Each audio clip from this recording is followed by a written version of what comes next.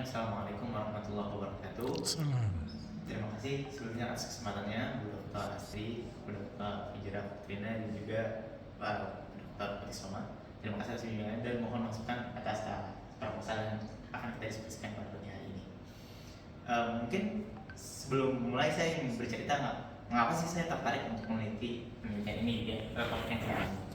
Nah, saya dalam setidaknya 2 tahun terakhir tertarik untuk mendalami lebih dalam gitu ya mengenai apa sih pasar modal itu. Kemudian saya mencoba memberikan masukan lebih sedikit modal gitu ya, 500.000 beberapa mungkin amount of money lah. Nah, yang saya amati dari beberapa emiten di Indonesia setidaknya atau bahkan di hampir seluruh dunia, banyak emiten yang naik dan turun harga sahamnya didrive oleh sentimen gitu ya, baik sentimen baik ataupun sentimen buruk. Nah, banyak sekali sentimen yang tersebar berkaitan tentang corporate action atau dalam manajemen disebutnya dengan bisnis strategi. Nah, banyak sekali strategi bisnis yang disukai atau diminati oleh investor atau setidaknya sentimen publik adalah merger dan akuisisi ya, ataupun corporate action lainnya. Nah, dari sini ada implikasi ternyata tidak semua perusahaan yang naik pada akhirnya memiliki fundamental yang baik ya. Mungkin modalnya meningkat, tapi di lain sisi secara accounting baik itu income dan lain sebagainya itu tidak baik ya. Ataupun sebaliknya, ada yang memiliki perusahaan fundamentalnya baik, income-nya baik, kemudian hasilnya meningkat, tetapi secara saham tidak naik. Akhirnya inilah yang men-trend untuk akhirnya meneliti, kemudian berdiskusi dengan pembimbing, mencari data, dan akhirnya terdapat penelitian yang akan kita diskusikan pagi hari.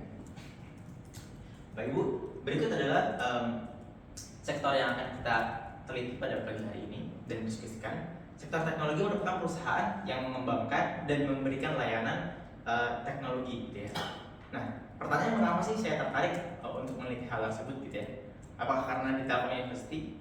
Betul, tapi ada hal lain yang lebih besar dari itu.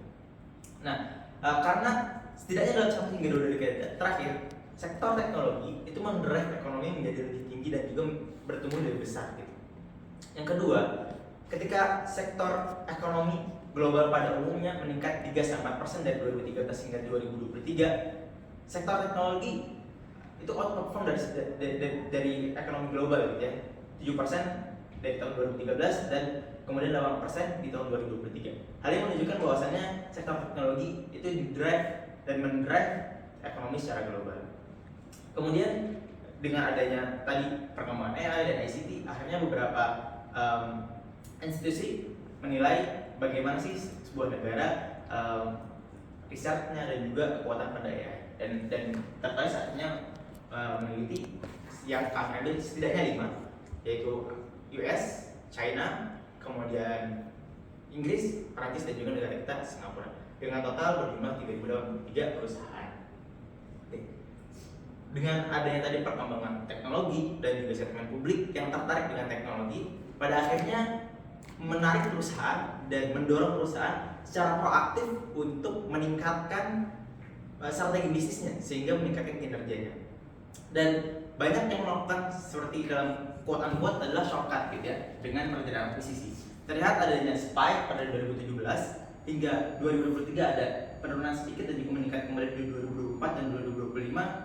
Adanya ketertarikan perusahaan untuk melakukan teknologi merger dan akuisisi gitu ya, melakukan merger dengan sebuah perusahaan dan juga akuisisi. Namun secara empiris, misalnya Kuming et al. Menyebutkan bahwasanya tidak semua hasil dari merger dan akuisisi itu sama gitu ya.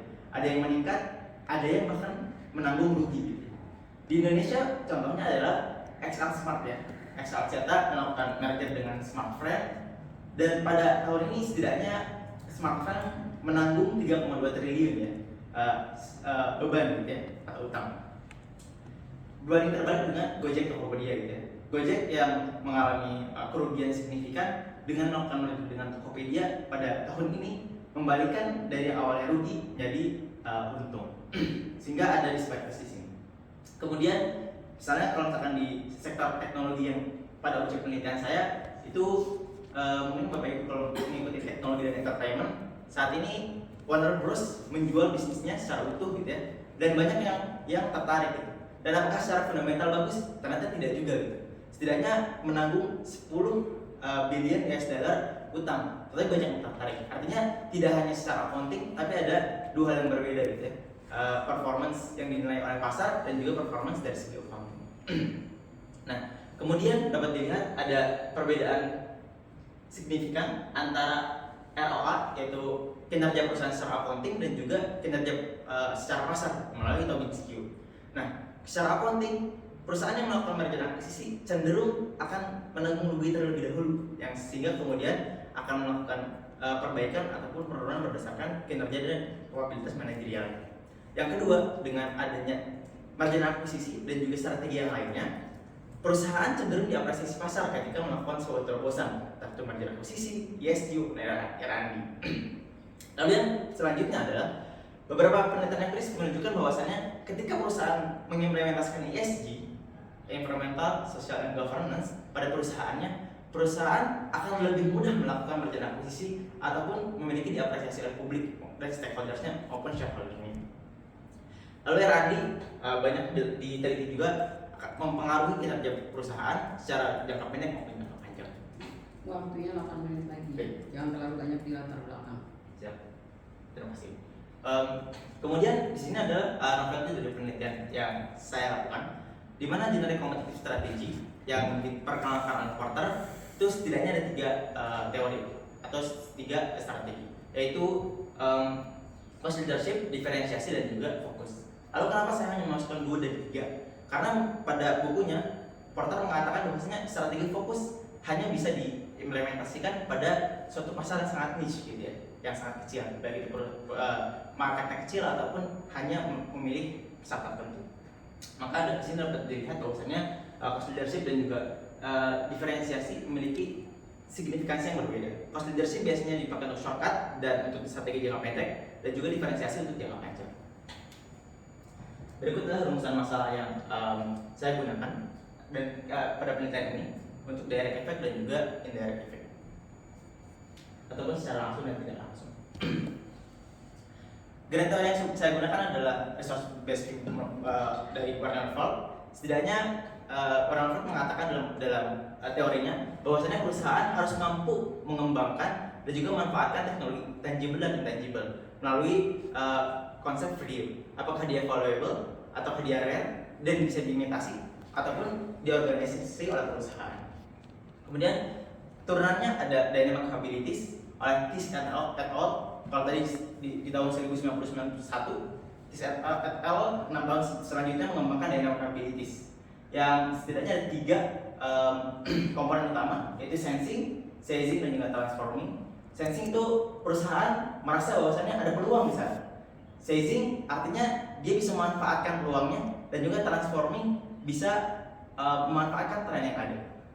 Lalu selanjutnya menggunakan teori stakeholders pada applied theory, di mana stakeholders teori mengatakan bahwasannya perusahaan tidak hanya berfokus pada profit atau triple bottom line ya, profit, people, dan juga planet gitu. Sehingga perusahaan bukan hanya drive secara ekonomi, tapi juga sosial dan lingkungan. Berikut adalah kerangka penelitian yang kami gunakan pada penelitian ini.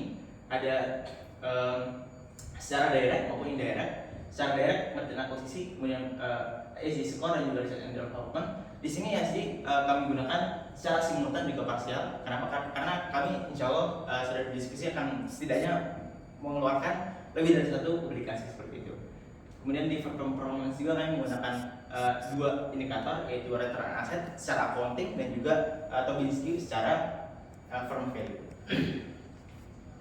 Kemudian berikut karakteristik penelitian kami, yaitu menggunakan business sampling probability, dan setidaknya kami akan melakukan penelitian setidaknya 6 bulan pada semester ini juga. Baik, untuk sampling dan juga populasi saat ini berjumlah 3.023 perusahaan, dengan lebih banyak di Amerika berjumlah 1.422, kemudian di China 1.259, yang selanjutnya UK berjumlah 200, Prancis 112, dan juga tetangga kita Singapura berjumlah 90. Dan dengan reduksi ketidakkonsistenan pelaporan keuangan dan juga skor ESG sehingga berjumlah 438 perusahaan dengan dikali 3 berjumlah 2190 dan observasi selama 5 tahun. Oke. Yang selanjutnya operational variable itu kinerja perusahaan yang sudah kami diskusikan di awal bahwasanya kita menggunakan dua indikator utama, yaitu market performance untuk menilai apresiasi pasar dan juga accounting kekuatan kapabilitas perusahaan. Untuk market performance, market value of equity ditambah dengan book value of debt dikurangi dengan total aset. Begitu pula dengan ROA, yaitu net income dibagi dengan total aset. Untuk selanjutnya variable dependent dan juga mediasi. Untuk teknologi merger akuisisi di sini sebenarnya banyak sekali yang menarik indikatornya dan juga akan melahirkan lebih banyak insight gitu ya. Tapi di Telkom University ini ada keterbatasan tools gitu ya, sehingga saya menggunakan merger akuisisi dengan variable DABI gitu ya. Satu, jika melakukan merger akuisisi pada rentang 2000 hingga 2020, kemudian jika tidak maka saya menggunakan 0. Setidaknya ada beberapa penelitian yang sudah saya kaji dan juga menggunakan indikator yang sama. Untuk KSG sendiri, kami mengambil datanya dari Refinitiv dengan weighted score dengan kategori dan juga weighted score-nya. Yang selanjutnya research and development dengan R&D intensity, kemudian cost leadership dengan fokus pada bagaimana perusahaan untuk meningkatkan dan juga kemampuan perusahaan untuk menawarkan produk-produk yang lebih murah dengan capital intensity, kemudian cost efficiency dan juga expenditure. Lalu yang kami fokuskan di sini beberapa penelitian memasukkan variabel negatif untuk menunjukkan bahwasannya itu fokusnya pada cost leadership.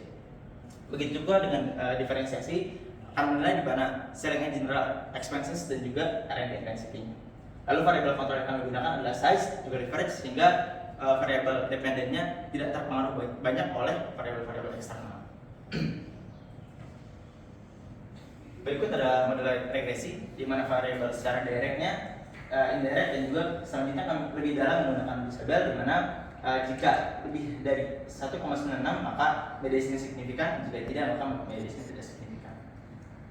Menurut Porter pada competition bahwasannya perusahaan diminta untuk memilih strategi berdasarkan efisiensinya gitu ya, atau dalam penelitian kami sebut sebagai efisiensi. Mana yang perusahaan lebih cocok maka itu gunakan. Apakah cost leadership, apakah teknologi merger acquisition, apakah diferensiasi dan R&D, maka perusahaan-perusahaan diminta untuk memilih sesuai dengan strategi. Sekian dari kami. Kami memahami bahwasannya banyak kekurangan dan kami mohon masukan dan diskusi pada pagi hari ini. Sekian, terima kasih. Wassalamualaikum warahmatullahi wabarakatuh.